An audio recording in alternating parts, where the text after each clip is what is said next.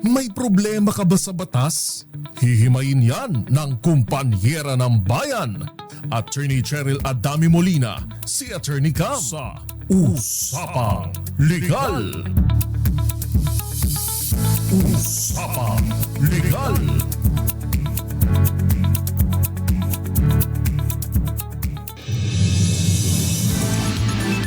Good evening, Luzon, Visayas, Mindanao, and worldwide. DZRH Usapang Legal, kasama niyo na po ako po si Attorney Cam. Kamusta po kayo? San Mang Palok? San Mang Palok? Sampalok? San Man Lupalop ng daigdig kayo naroroon?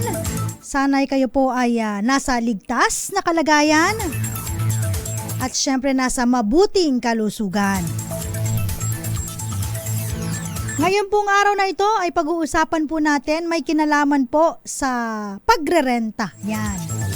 Uy, sa mga OFWs po na nag-i-invest dito po sa Pilipinas, bumibili ng mga real estate properties like condominiums, house and lot, at ginagawa nila itong investment kung saan kapag wala po sila, pinaparent nila ito. So maganda po ang topic na ito para sa inyo, contract of lease. Ganon din po sa mga may-ari ng mga real estate properties dito sa Pilipinas na nandito sa Pilipinas ang may-ari. Like for example, may-ari ng apartment, ng townhouse, may-ari ng condominiums, parking, even parking po, no? Po pwede po yan. So, ano po ba ang mga dapat nasa kontrata ng pagrerenta? Kailangan pa ba ito? Pwede bang verbal na lang? Huwag na tayo magkontra-kontrata? At ano ba yung mga nasusulat kapag merong kontrata ng pagrerenta? Usually dito po sa Manila, napakarami pong mga naghahanap ng mga bahay na matutuluyan. Kapag dito po sila nagtatrabaho sa Manila, so ang gagawin nila, uwian, tulugan lang nila, minsan bed spacer po, yung nakukuha nila, basta meron lang tulugan, then pasok agad. Kasi ngayon po sa haba at grabe ng traffic dito po sa Metro Manila, uuwi ka lang from here to Cavite, ilang oras na, malayo, Dasmariñas, 2 to 3 hours pag traffic. Tapos kapag medyo malayo-layo, Bulacan, so ilang oras din yon. Imagine kung papunta pabalik 6 hours kang nasa biyahe, imbis na ipahinga mo na lang siya. So ang ginagawa po ng mga kababayan natin, nagtitiis para makapagpahinga na lang instead of bumiyahe. At tipid pa kasi kung kukomputin nila yung pamasahe nila ng isang buwan sa pagrerenta, baka mas mura yung makuha nila, lalong-lalo na kung bed space. So napasok sila sa mga ganitong kontrata, yung contract of lease na tinatawag natin. Maganda rin itong topic na ito para sa mga nagpaparenta naman. Baka naman kasi ay sumusobra po kayo, Grabe na yung advance na deposit at saka yung 3 months advance, 3 months deposit, grabe. 3 months advance, 3 months deposit. Ano ba yung sinasabi ng batas, yung limitasyon pagdating dito, At kung halimbawa naman magtataas po kayo ng renta, sinasabi ba na pwede kayong magtaas anytime, Kahit na meron kayong kontrata? Ganun ba yon? So pag-usapan po natin yan. Kasi napaka-importante nito dahil sa mga nagre-renta at ganoon din po sa mga nagpaparenta para magkaroon kayo ng magandang kasunduan na hindi po lalabag sa batas at favorable on both parties. And may magandang gabi sa iyo. Nasa maayos doon na kalagayan. Mabuti naman po. Roxanne Costo, how about you? Kamusta po kayo dyan? Miss Ivy Gutierrez and si Miss Gael Enriquez. Kamusta po? So, importante po kapag kayo po ay magre-renta, ayan, may tatawag nila, landlord, yan. Minsan yung landlord natin, yan. Ano ba yung mga house rules? Kailangan bang sundin yon o hindi? So, depende po yan. At ano ba ang karapatan ng umuupa sa inuupahan kung halimbawa naman ay ibenta ito ng may-ari? Yan, napakaganda yan, Sometimes mayroon pong iba na ang tagal na nilang nagre-renta. to the point na nagkaroon na po ng magandang relasyon between the landlord tsaka yung nagbebenta. Yung landlord aalis na, no, pupunta na sa probinsya o kaya naman magmamigrate sa ibang bansa. So, papaano na, no? Sometimes ang ginagawa nila, inaalok nila doon sa tenant nila yung property. Paano kung hindi inalok doon? So ano nang recourse ng tenant? Tagal-tagal na niya doon, tapos may biglang iba na palang may-ari. Pwede bang gawin yun? Ibenta na hindi man lang sinasabi sa tenant. So, yun ang mga pag-uusapan natin ngayon. At usually, syempre, alam naman po natin, kapag tayo po ay nagrarenta, minsan hindi nakakabayad. O papaano na yun? Anong recourse na nung landlord? 1 month, 2 months, 3 months, hanggang 6 months, umabot na, hindi na nagbabayan. So, papaano na ang negosyo? Ayun, lugi ang negosyo. Paano na paaalisin yung ating tenant o kaya yung mga nagrerenta. So, basically, pwede po ito both residential or commercial space. Kasi lalong-lalo na, no, sa mga commercial space, usually, they are bound by the contract. Lahat sila po ay nag-execute ng contract of lease at doon nakalagay ang obligation and duties and responsibilities ng bawat isa, no? Para walang lusod. Especially kung halimbawa po ay lote lang ang inyong ang rerentahan. And then you have planned to erect a building o kaya naman magtayo ka ng 2-story building o kaya naman tayo ka ng negosyo. How about the improvements? Papaano na yan? Sino nang may-ari kapag umalis ka dyan, nag-vacate ka dyan? So yun ang mga dapat yung pag-isipang mabuti. So maaari naman po kayong kumonsulta kung gusto niya ng full kung gusto niya ng halimbawa ay yung contract of lease na galing sa abogado, pwede rin po yun. Walang problema yun. Para para sigurado. Pwede kang consultation. Again, ina-advise ko kayo na mag-consult muna sa abogado. Ang consultation lang naman po ay mas makakamura. No, kunyari maggagastos ka lang. Depende sa consultation fee, 1,000 to 2,000 or kung kilalang abogado talaga mas mahal. Okay lang 'yon. Kaysa naman sige kayo ng sige, tapos milyon pala yung malulugi sa inyo because wala kayong in-execute ng contract of lease. So hindi na define ang inyong mga obligation. At ito nakukunin na ng may-ari. Papaano na? Yan dapat po ang lagi ninyong tatandaan. Wala namang masama po na kayo po ay lumapit at magkonsulta para protektado po ang inyong pera, protektado ang inyong karapatan at ano ba ang dapat gawin, no? Kapag kayo po ay maglalabas ng mga ganito, no, mga malalaking halaga. So always consult. If symptoms persist, consult your lawyer daw. Okay, ano ba yung nasusulat typically sa isang contract of lease? Ito may kinalaman po sa residential. Halimbawa, residential, ikaw ay magrerenta, apartment, townhouse, condominium unit, o kaya naman po house and lot, no? So, syempre nakalagay po doon sa contract of lease, sino ba yung parties, no? So, typically yung pangalan, siyempre yung status, legal age ba ito, Filipino, tsaka yung address. Importante yan para kung halimbawa ay magkaroon kayo ng problema at magkademandahan kayo, alam nyo yung address ni landlord o kaya ni tenant kapag siya po ay tumakbo, no? Tinakbuhan kayo sa payment of rent.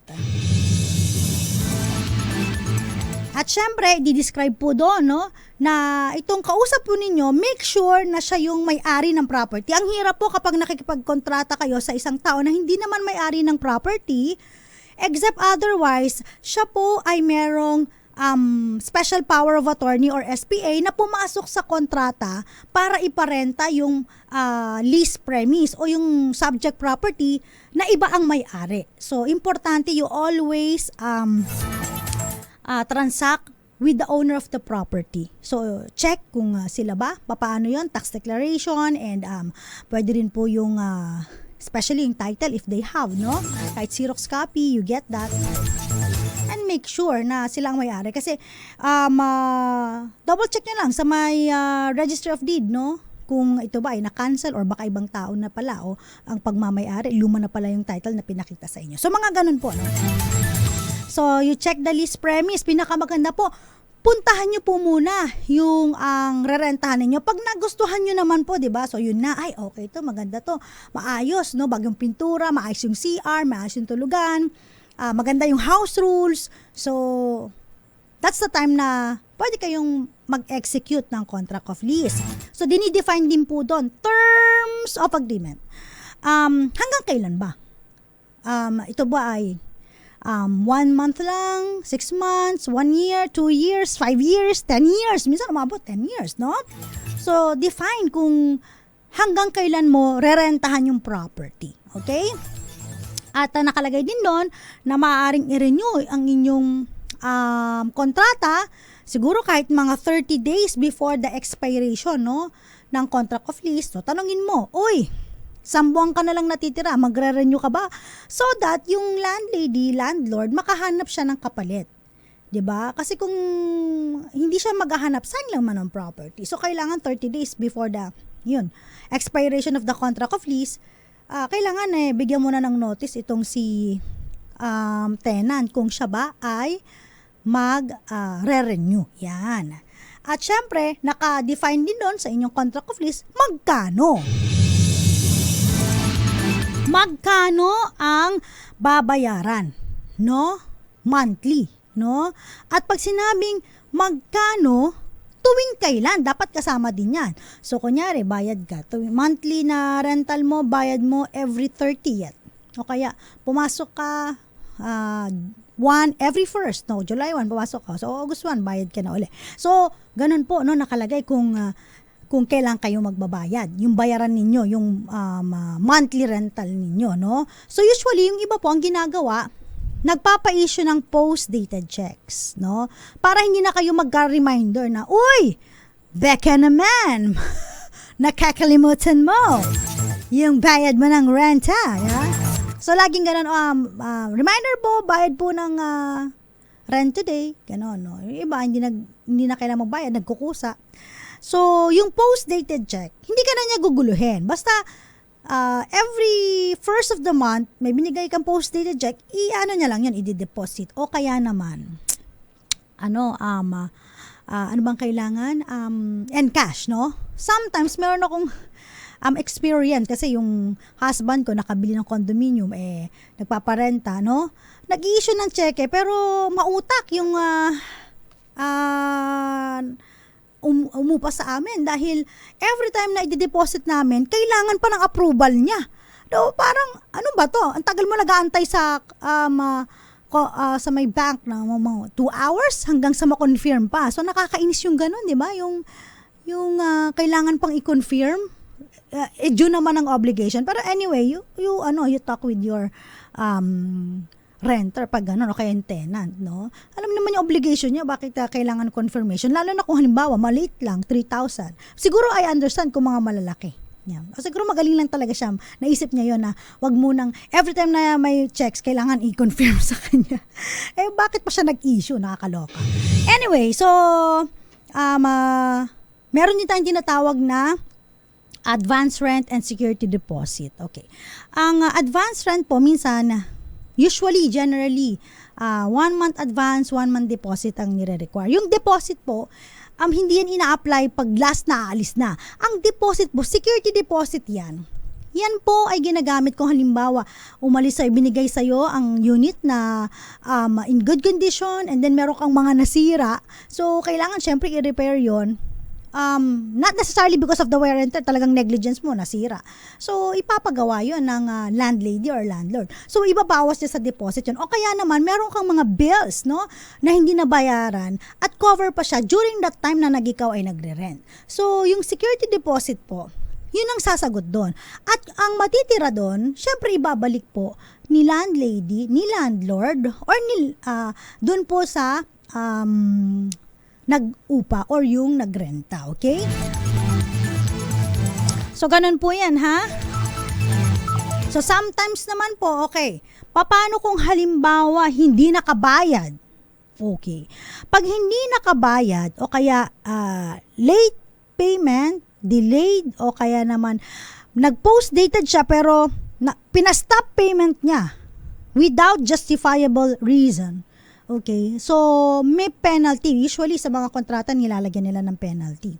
So, pag delayed payment, may penalty lang. So, it's up to you kung how much yung penalty. Minsan, pagdating naman sa house rules, we talk about the house rules. Tinitignan po, no, dun sa lease contract kung para saan ba gagamitin yung property? Anong purpose?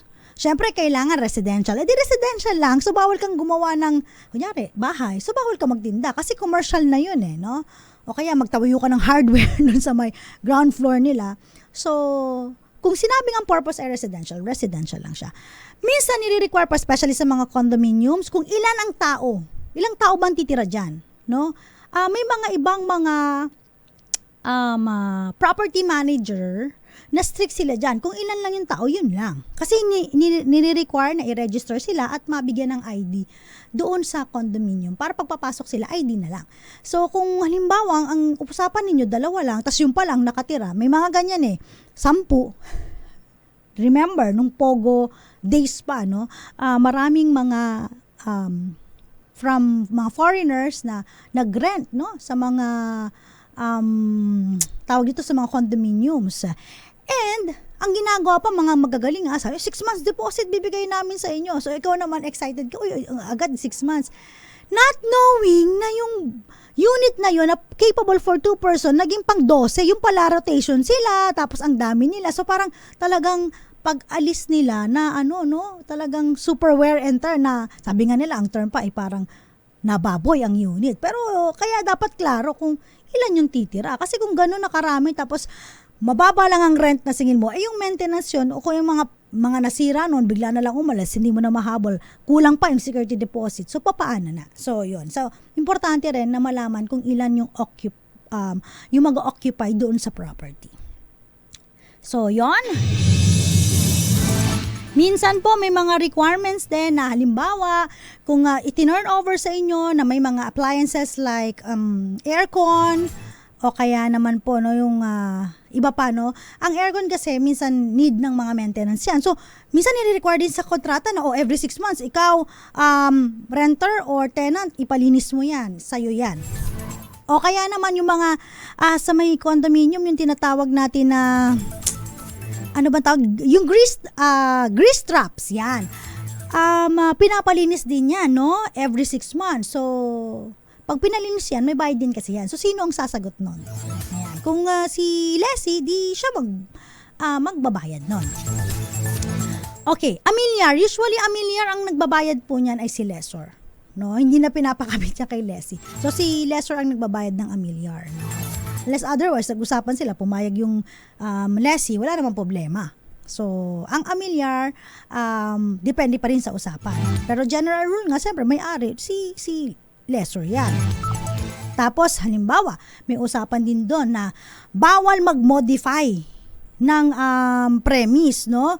Doon sa property, kung ano-anong gawin mo, dikitan mo, kung ano-anong mo, nang walang consent, o kaya naman magpa-extend ka, so pwedeng bawal yon. Or, halimbawa kung pumayag man po si lessor na magpapa-extend ka ng mga ganito, pero yung modification na yon, pag umalis ka, siya na rin ang may-ari. Yung mga immovable na hindi na magagalaw, mag-stay dun sa property. So, siya magiging may-ari nun. So, pag may mga ganun na mga provisions, valid naman siya as long as nag-a-agree ang both parties. Keys, halimbawa, susi, no?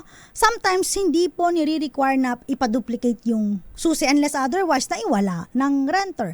Ang pinaka-purpose dito is yung safety, no? Halimbawa, bigla na lang may nawala dun sa lease premise, no? Tapos, ang pinagbibintangan mo may-ari kasi siya lang yung may susi. Yung pala nagpa-duplicate ka, nawala mo, may nakakuha, no? So, usually hindi pinapa-duplicate yung mga keys kasi mga importante yan, vital po yan, no? Or, kung halimbawa sinabi ni renter na papalitan ko yung keys, ay depende, dapat bigyan mo yung may-ari ng kanyang ng kanyang keys. At gagawin nyo, maglalagay ko sa kontrata na in case of emergency, pwedeng pumasok siya, no? Kaya, kapag halimbawang bibisita siya, just to check the lease premise, edi dapat nandun ka. So, may mga ganong mga usapan na dapat klaro sa inyo yun. Kasi baka naman biglang nananahimik ka, natutulog ka, pumasok si, di ba? Si owner. Aba, teka lang. Wala sa usapan natin, bigla mo papasukin madaling araw. Anong purpose, 'di ba? So ganun po, mas maganda na nakalagay po yung mga responsibilities and obligation. Mamaya, meron pa tayong pag-uusapan sa pagbabalik po ng usapang legal. Kasama pa rin po si Attorney Cam dito po sa DZRH. At syempre, shout out muna tayo. Magandang gabi po sa mga nanonood sa atin. Yung mga viewers natin, pwede po kayong manood via Facebook Live. Doon po sa ating DZRH News at DZRH News Television. Miss Marilyn de Guzman and Sir Eduardo Narvaez, magandang gabi po. Si Maya Bell, Maria Pareño, Jerry Sumagaysay, Zoraida Faljorina, and Jericho Ferrer. Invited ba kami sa anniversary ng DZR? Oo naman, punta kayo. Ayan. Mga masugid namin kayong mga tagapakinig tsaka tagapanood. Babalik po ako, kasama pa rin, para sa DZRH, una sa Pilipinas, una sa Pilipino. Ako po si Attorney Cam. Oras po natin, 2 minuto bago sumapit ang 7:00 ng gabi.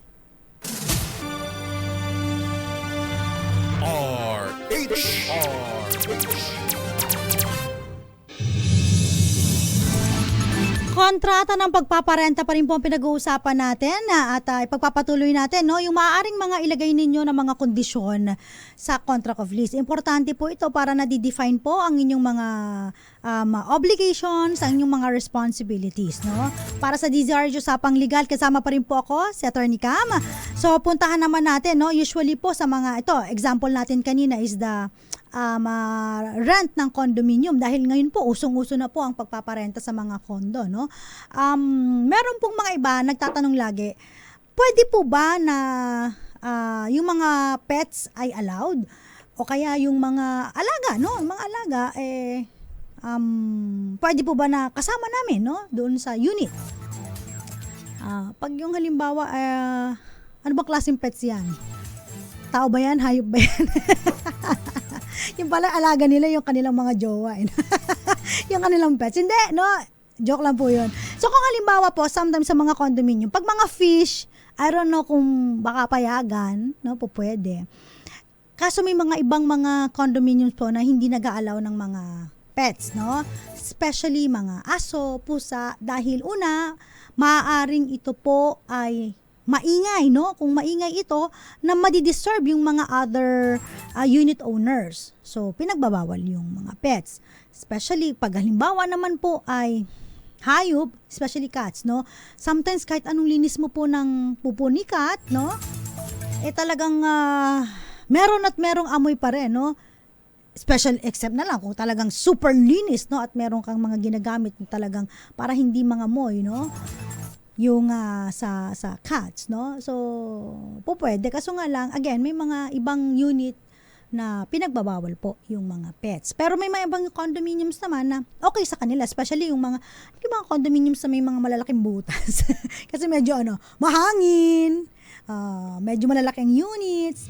Pero pag medyo mga malilit na units, mukhang hindi sila nag-a-allow. So check nyo po sa inyong administrator.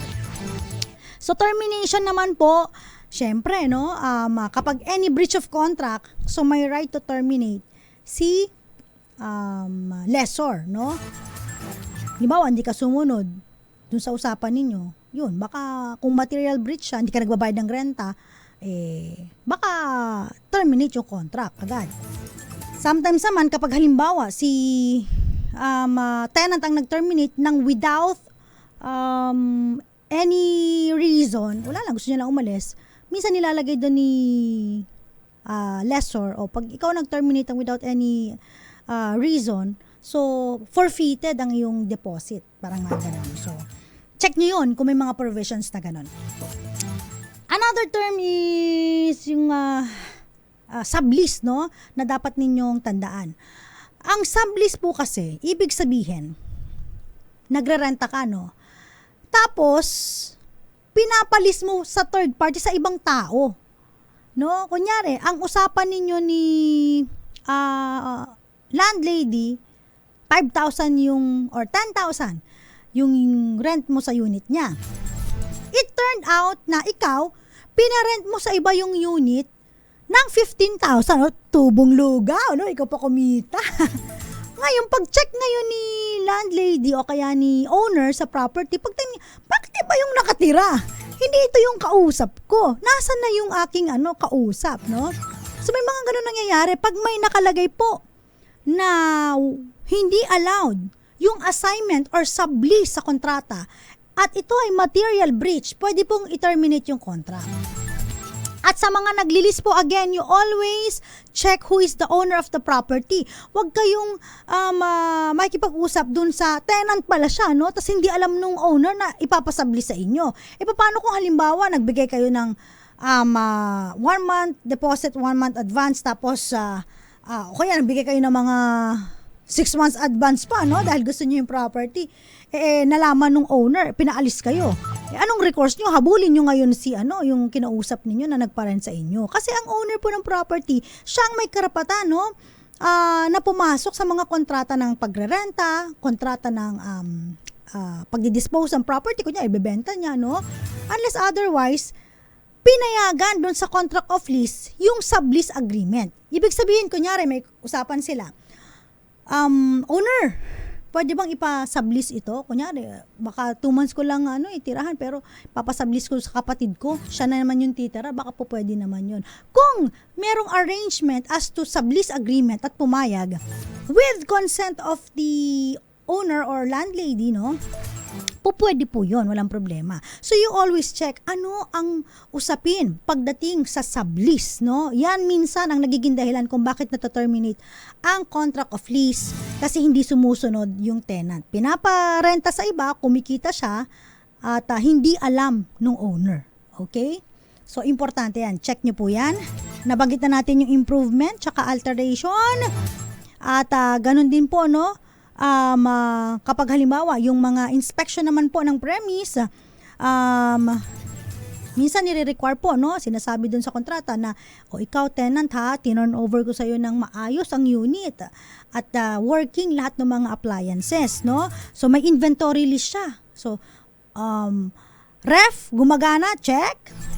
Aircon gumagana, check. Heater gumagana, check. Washing machine gumagana, check. At basta lahat maayos, po. Of course, ordinary wear and tear, okay lang po yun. Pero kung halimbawa, ikaw ang dahilan kung bakit nasira yung mga appliances, no? O kaya naman, talagang negligence mo on your part, no? Kung bakit may mga furnitures na nasira na pag-turnover sa inyo. So, ano nang usapan ninyo? So, ikaw ba magbabayad nun? Papalitan mo ba yon? Ide-deduct ba sa security deposit yung mga yon? So, dapat nag-a-agree kayo kung anong mangyayari. So, you always foresee kung ano na mangyayari, kung ganito nangyari, kung nasira ko, paano na. So, para klaro, di ba? And sometimes naman po, no, nagkakaroon sila ng mga provisions, very tricky on the part of the tenant, no? Kasi minsan ang naglalagay nito yung lessor, no, ng rights niya for extrajudicial foreclosure on the furnitures or appliances and other personal properties na naiwan po, no, nung tenant. So halimbawa, hindi siya nakabayad ng how many months and then may mga naiwang furnitures. So ipo-foreclose niya at pinapayagan niya si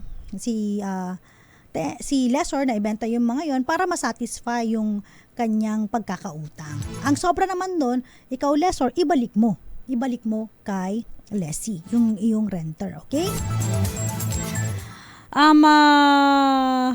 Kasama pa yung pinag-uusapan, syempre yung ano pa ba, may nakalimutan pa ba ako na usapin? So okay naman, mostly parang na-cover ko naman siya lahat. Termination, pre-termination, yan. So halimbawa pre-termination, kung ang nag-terminate po ay si tenant without justifiable reason, minsan naglalagay po sila dyan ng forfeited yung is either the deposit or the 1 month advance. So check nyo lang po, no, ano bang usapan nyo dyan. And usually po itong contract of lease ay pinapanotarize, no, para binding sa third party, no, para malaman. Ang kagandahan po kasi kapag halimbawa, no, nagkaroon po ng contract of lease, tapos may nakalagay po doon na right of first refusal. Yan, napakaganda ng term na to. Right of first refusal. Ano po ba ito? Ibig sabihin, kung ibibenta ang property, dapat ang unang magre-refuse dito ay yung tenant. Ibig sabihin, kailangan sa kanya muna i-alok yung property, no? Kapag binenta ko, kunyari, ibebenta ko to ng 2M, no? Si tenant, napamahal na doon sa property, ang tagal niya na doon, 3 years na siya, marami ng memories, ganyan. So, kung halimbawa, may right of first refusal na nakalagay po doon, option to purchase, sa kanya muna i-aalok, dapat sa kanya muna i-aalok yun. At kapag hindi siya nag-go doon sa presyo or ayaw niya, hindi niya bibili, hindi niya kaya or for whatever reason, so that's the time na i-aalok mo siya sa ibang buyer. So, importante yon. So, dapat kayong mga tenant, kung meron kayong especially kung nagre-renew na kayo ng mga contract of lease and parang napaplano nyo na, parang gusto ko na tong property na to. So, po pwede rin po yun. Now, meron din tayong usapin tungkol sa rent to own. Ang ganda yung rent to own. Rerentahan mo, tapos, at the end of the contract, ikaw na magiging may-ari. Meron pong mga ganyan yung rent to own, na yung value ng property, sige, rentahan mo na lang ako, tas chap-chapin mo, buuin mo, hanggang sa mabuo mo tong, kunyari, ang value ng property is 3 million, ang monthly mo ay 20,000, sige, buuin mo na hanggang sa matapos mo ang 3 million, that's the time that we will execute the deed of absolute sale. So, rent to own, maganda yan. At pag may mga ganyan kayo, dapat ipanotarize ninyo and then register nyo sa Register of Deed para alam, kung halimbawa ibibenta yung property sa iba, meron kayong kontrata na ganun, pa-annotate nyo na, hindi to pala pwedeng mabili kasi merong rent-to-own contract. Diba? Unless otherwise, ina-cancel iyon. Okay? So, importante. Yan yung mga dapat yung tignan when it comes to contract of lease. Babalik tayo, ilan po muna mga paalala, pero shout out muna tayo. Gandang gabi po, Mama Jovita, Papa Will. Ganon din po si Tita Arlinda Agloco. Shout out po syempre sa mga taga Candelaria, Quezon, sa Bungaling family. And the shout out na rin po kay Nanay Connie. Ayan. At sa mga nanonood po sa atin sa DZRH News and DZRH News Television. Ayan. Silipin lang natin kung mahahabol natin ang mga pabate sa ating mga nanonood. Sometimes po, medyo mabilis lang po si Facebook. Hindi ko po makita yung mga nasa taas, Ronnie Daguro, June Dasun, Agalut. Watching from Santa Ana, Manila, Tristan Wyatt Gulay, Miss Belen Rivera, magandang gabi po. Robinson Cervantes, from Nara, Palawan. Magandang gabi. Jesus Walberto Miquiabas. Good evening. Nanonood po sa may DZRH TV 4K live stream. Si Jam, of course. Diyan sa may Alberta, Canada, Miss Marilu de Guzman at si Mr. Jericho, shout out na rin sa inyo. Batiin ko na rin po, of course, yung mga nanonood sa atin sa DZRH News Television, yung mga taga Dasmariñas, shout out na rin sa inyo dyan. Si JWM Kiabas, ayan.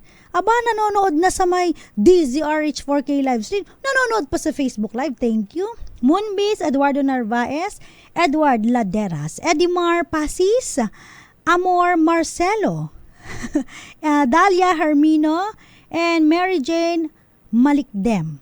Ayan, pasabi kay Tita Zame, yung walis tingting ko kamo, baka makalimutan. Diyos ko, sinout out pa sa ating programa. Babalik po tayo, ilan po muna ang mga paalala. Oras po natin. 15 minuto makalipas ang 7:00 ng gabi.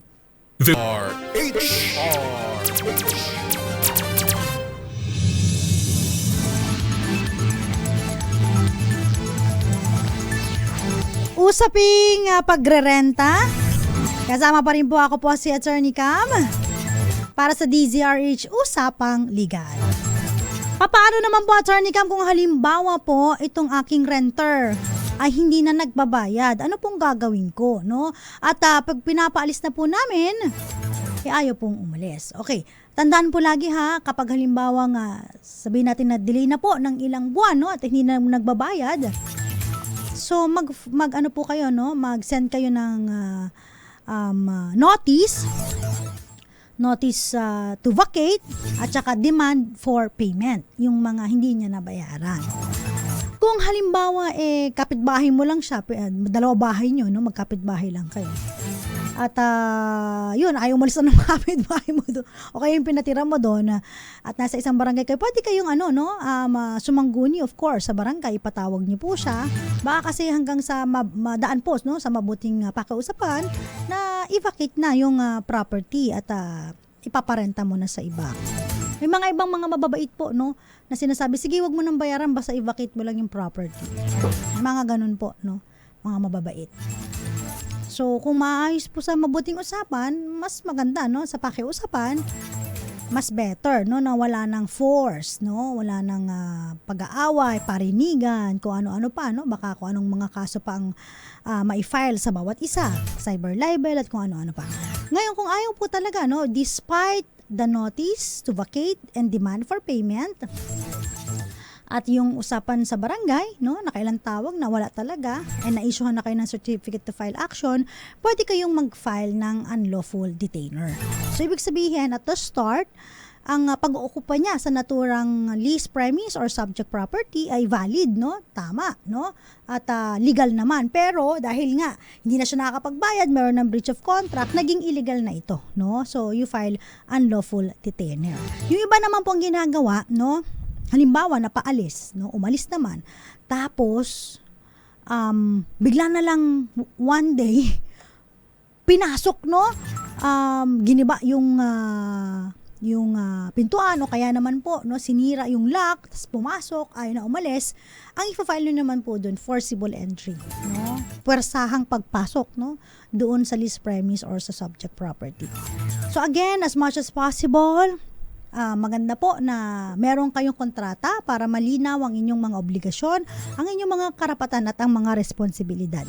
Protektado po kayo. Kasi kung halimbawang wala po kayong ganyan, no, ang tingin po doon parang monthly ang inyong lease term, no?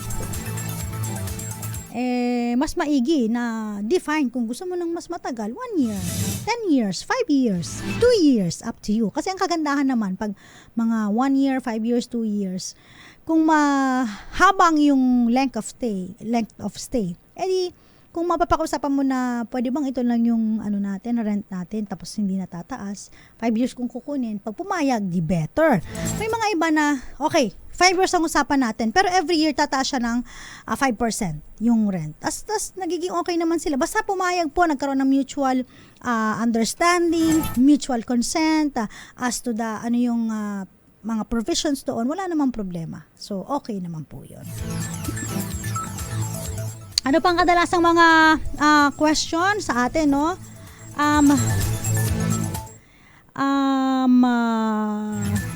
Hanap tayo ng question dito, ha? Tignan ko lamang po. Yung mga bed spaces. Okay, mga bed spaces, dormitories, same lang po, no? So, dapat meron po kayong contract of lease, no?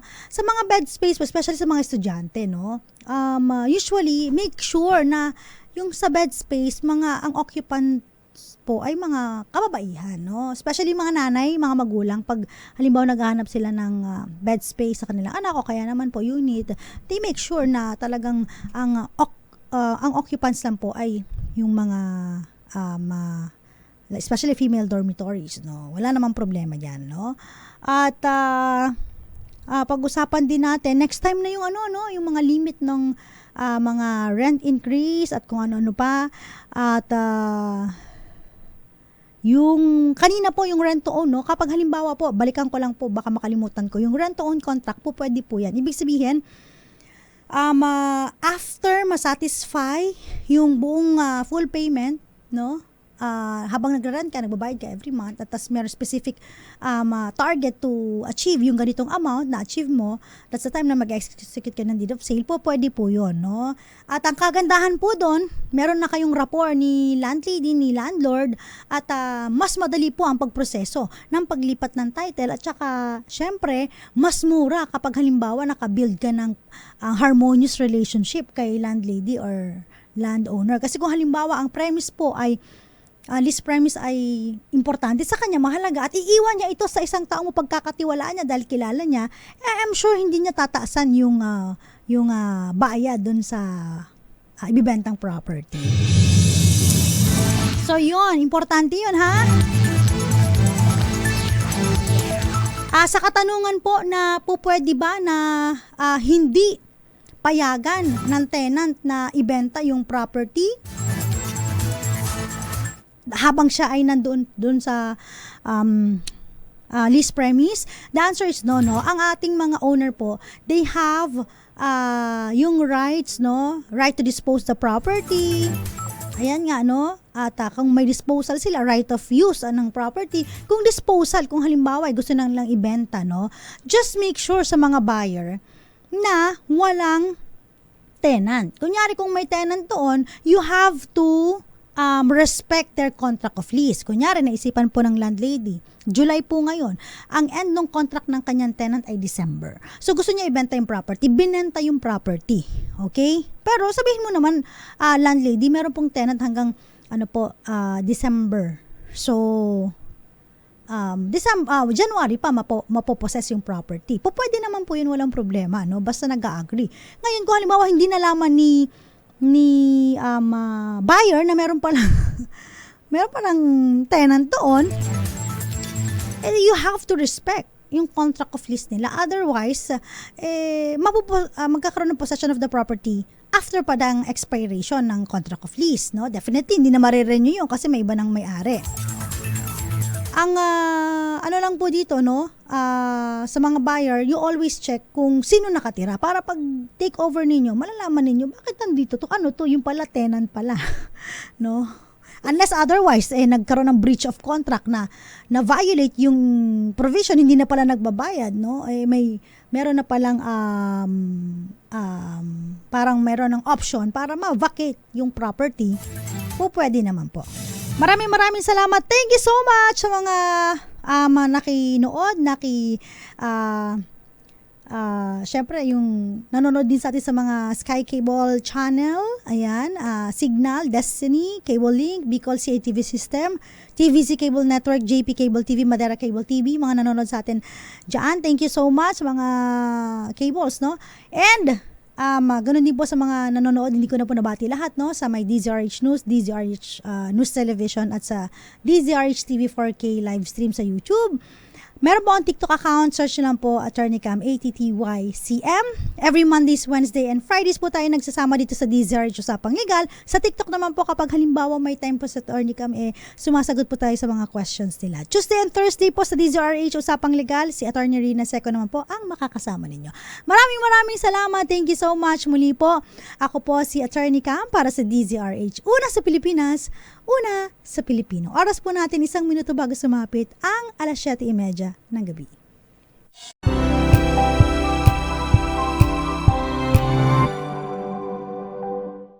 Maaga